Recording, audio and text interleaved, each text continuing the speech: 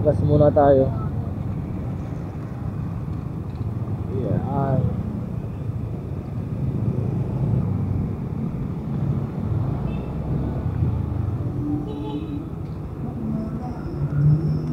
₱50 lang, sir.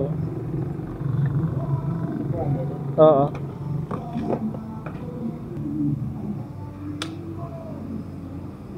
Salamat. Okay, may problema ako sa motor ko, mga buds. Di ba kung napansin ninyo, 50 lang ang pinagas ko.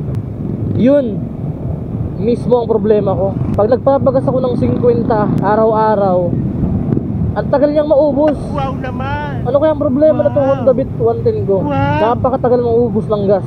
Yung 50 ko na pinagas ngayon, naaabot pa to hanggang bukas. Nakakasundot hatid pa ako nito. Kaya ang nangyayari, ang gas ko dito, padagdag lang ng padagdag. Nababawasan lang yan kapag may mga side trip ako. Hindi kasi ako napapakali kapag marami akong gas. Kahit saan lang ako, basta makapag-motor lang ako. Parang may So problema yun nga, yun ang problema ko. Ang tagal maubos ng ₱50 kung gas araw-araw. Gunggong! Napapagkamalan tuloy akong yung may motor pero walang panggas. Nakakahiya tol, 50 lang pinapagas palagi. Samantalang yung iba, 1 litro ang pinapagas. Nakakahiya din 50 araw-araw. Nababansagan tayong buhay 50 eh. Ito naman kasing motor na to, napakatipid sa gas. Kung sa ML may naka tenacity. Hindi totoo yan. Naka anti-kiras. Kapag sinalinan mo ng gas, yung gasolina kumukunat sa tangke nito. Bola lang yan. Diba yun ang problema ko.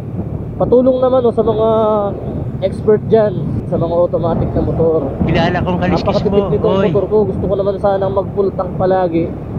Kaso 50 pa lang, solve na. Masyado kang mareklamo, gusto mo na umuwi.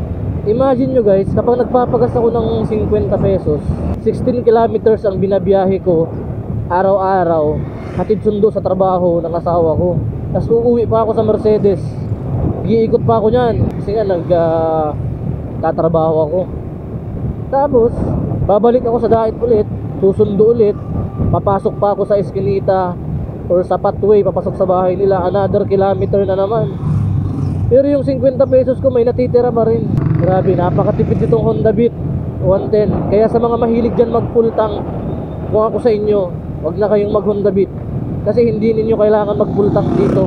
Yun ang magiging problema ninyo.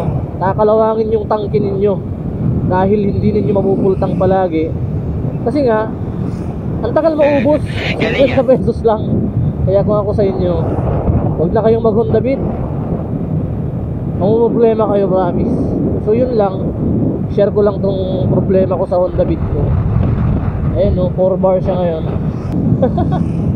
Peace out, good vibes lang.